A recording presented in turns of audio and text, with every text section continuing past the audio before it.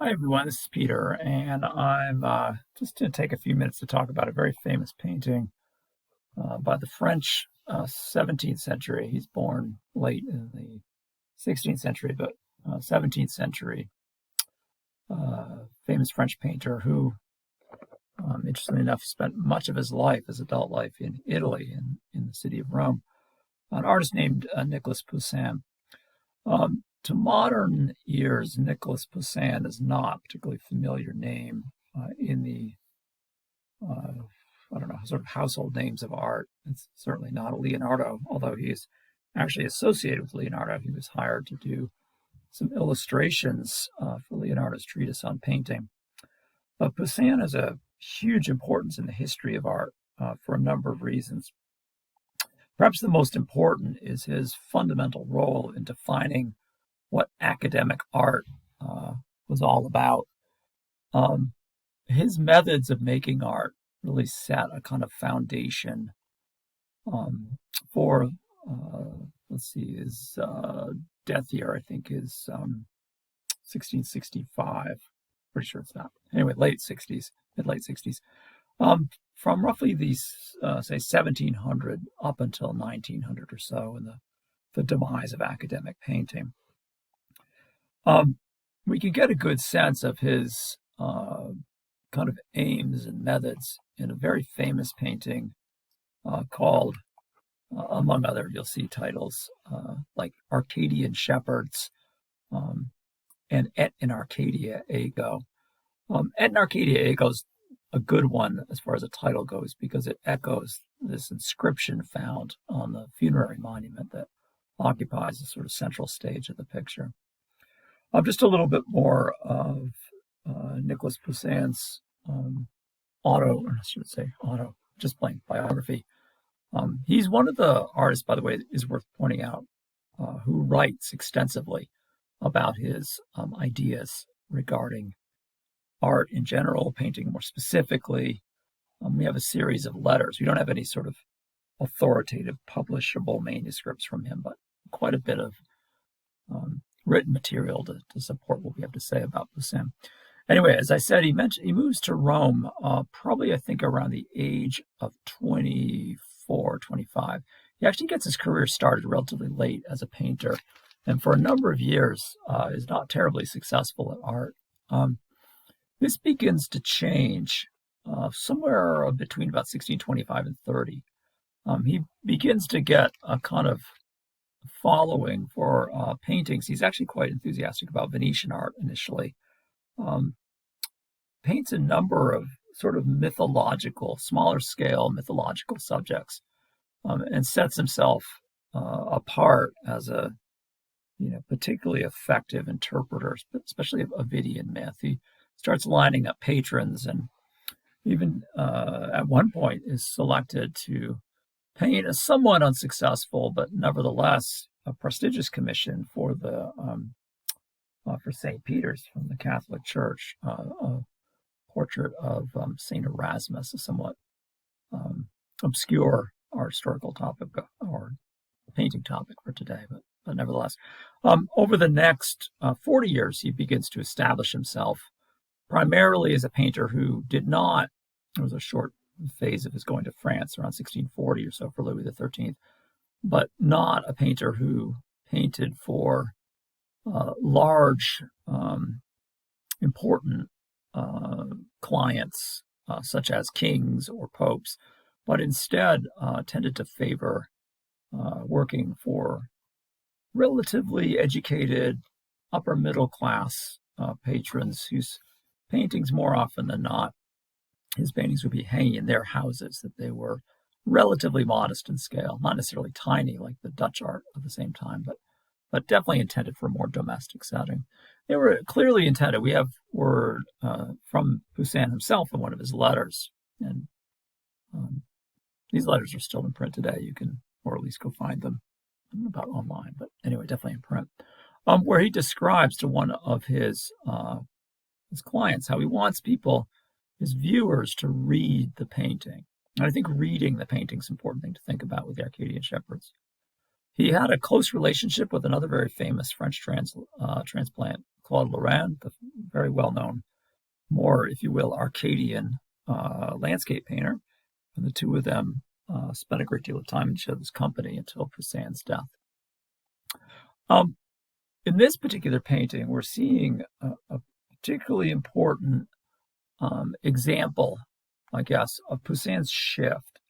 And the shift is, as I mentioned, away from the more dramatic and sort of sensuous, color-filled Venetian mode that he was particularly enamored of in the 1620s, later 1620s or so. So he begins to, in a sense, classicize his work.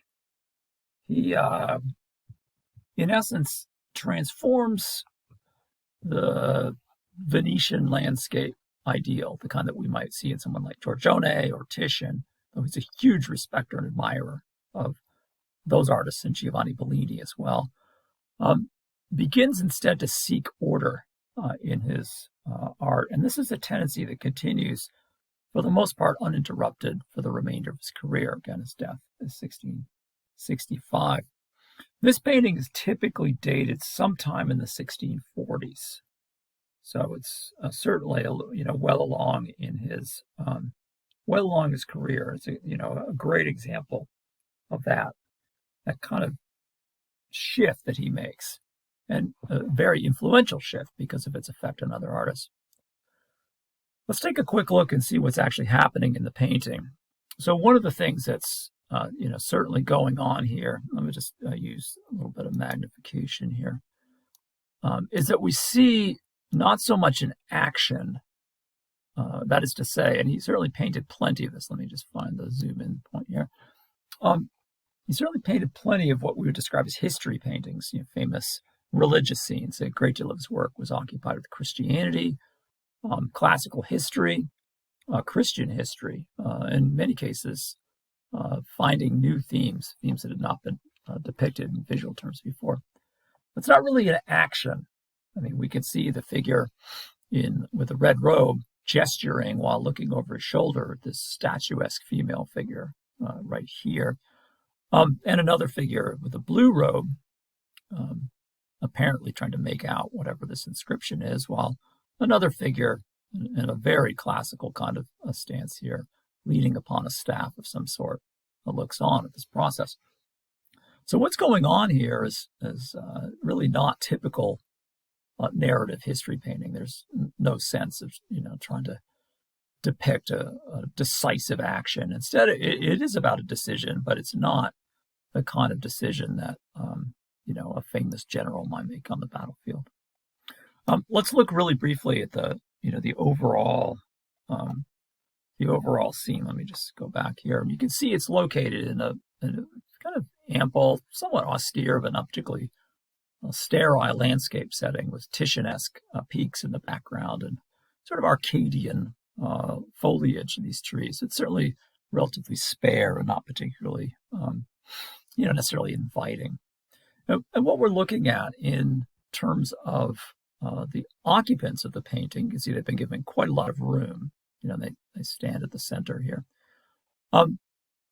These are not philosophers in the proper sense of the term. They're not warriors. They're not, civic or social leaders. What they probably are, most likely, are those famous Arcadian shepherds, hence one of the titles of the painting, the Arcadian shepherds. In other words, they're people who are having, you can see they're relatively young and relatively healthy, and they're out there in this very pleasant place doing the kinds of things that shepherds, according to the sort of tropes of European culture at the time, are expected to do, such as, write poetry and sing songs and all the things you could do when you don't have much to occupy your time. All the sheep are, nibbling on the grass. And it's a pretty good life. At least that's how the pastoral Arcadian ideal had it. It's not, not a bad gig compared to sweating it out as a courtier to Louis XIII, something that, for instance, Poussin did not particularly appreciate. So what they're doing is, enjoying life and singing their songs and minding the sheep. And then all of a sudden, up out of nowhere, pops in their view this large funerary monument.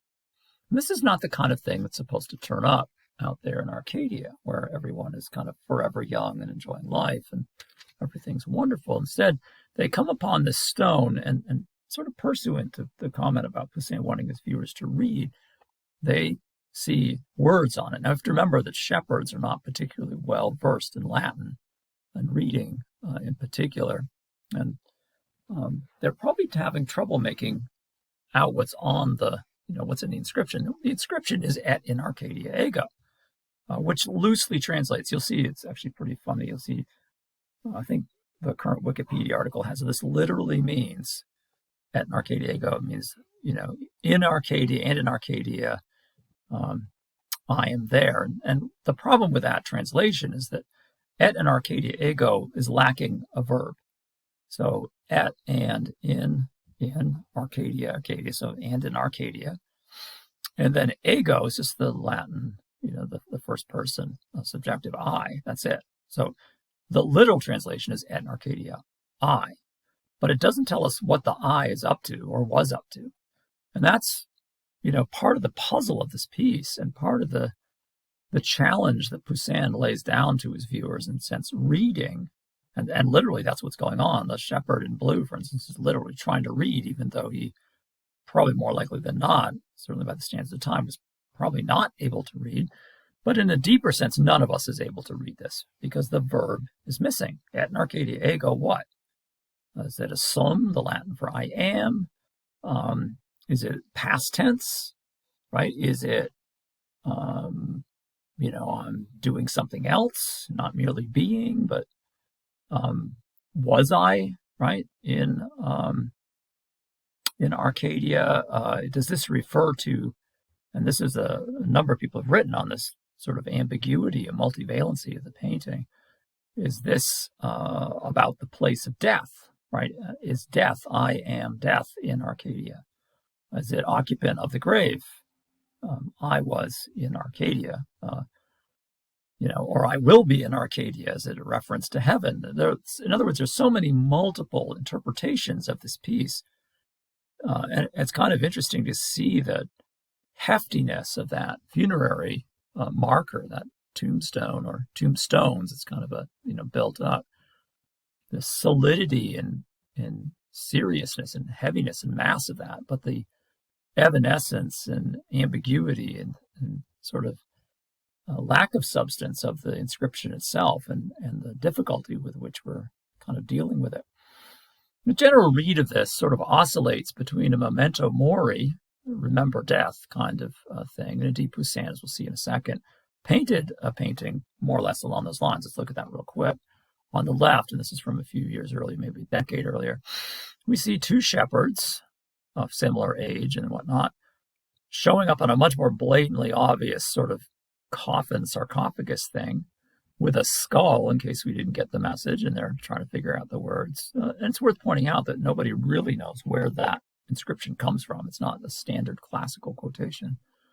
And helpfully, to maintain the viewer's interest, a young woman stands to the side, a sort of classic topos of fading beauty and ephemerality, and at the same time erotic attraction. She looks on in a very Titianesque mode, almost direct quotation of one of Titian's women.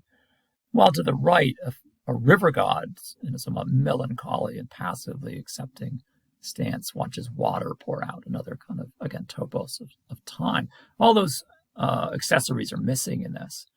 Instead, what we're left with is a very kind of stark and philosophical portrayal of the piece that avoids the easy, here's another one by an earlier artist known as Gorcino, showing two shepherds kind of wanly looking at a very prominent skull right here. Instead, we're left with a much more rational and analytical and philosophical, and suggest that this figure here represents a kind of philosophical reaction and response to the challenge of death in Arcadia or frankly anywhere else.